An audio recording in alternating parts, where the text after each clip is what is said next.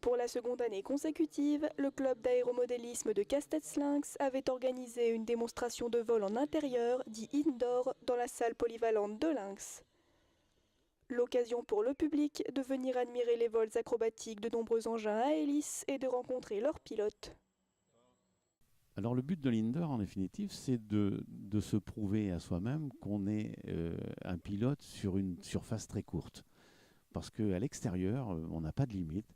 Donc on peut se rassurer, on a des centaines de mètres. Ici, il faut être très très rapide au manche, on dirait, pour faire des figures, les mêmes que l'on fait à l'extérieur, mais sur 200 mètres.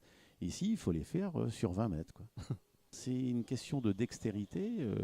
Il y a des pilotes qui sont très très forts à l'extérieur, mais quand on les met en salle, je ne veux pas parler de mon exemple, mais c'est plus compliqué.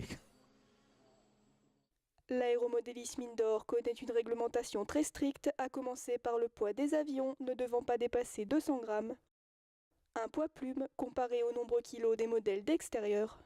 Ça, par exemple, c'est un avion, une aile volante, qui va relativement vite, qui n'est pas facile à maîtriser. Et sinon après, on a des petits modèles parce qu'on vole habituellement dans un dojo, donc c'est pas très très grand. Et donc on a raccourci la taille des modèles.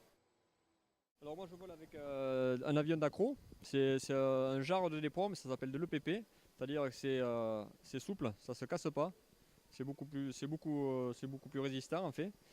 Et ça permet de voler à l'endroit, à l'envers. Alors vous avez ici les ailerons, le débattement des ailerons, ça c'est pour faire des tonneaux, ça à profondeur, monter, descendre, et là droite-gauche.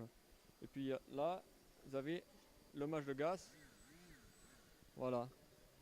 On peut retrouver des modèles qui volent en extérieur, mais on a surtout des modèles en dépron qui sont issus plus ou moins du championnat du monde, puisque au championnat du monde, ils sont beaucoup plus forts que nous, puisqu'ils arrivent à voler avec des avions qui pèsent 45 grammes.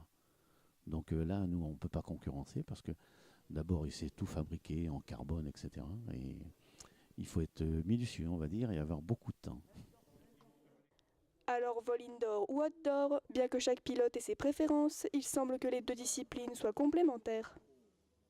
À l'extérieur, c'est mieux parce qu'on a plus de place, donc on se pose moins de questions sur le volume, mais puis ça permet d'avoir des avions un peu plus, on va dire, raffinés entre guillemets, quoi.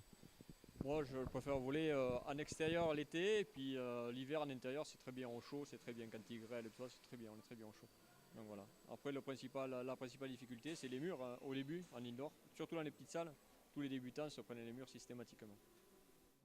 Si vous souhaitez vous aussi devenir pilote d'avion à échelle réduite, n'hésitez pas à aller vous renseigner dans les clubs d'aéromodélisme afin de voler en toute légalité et en toute sécurité.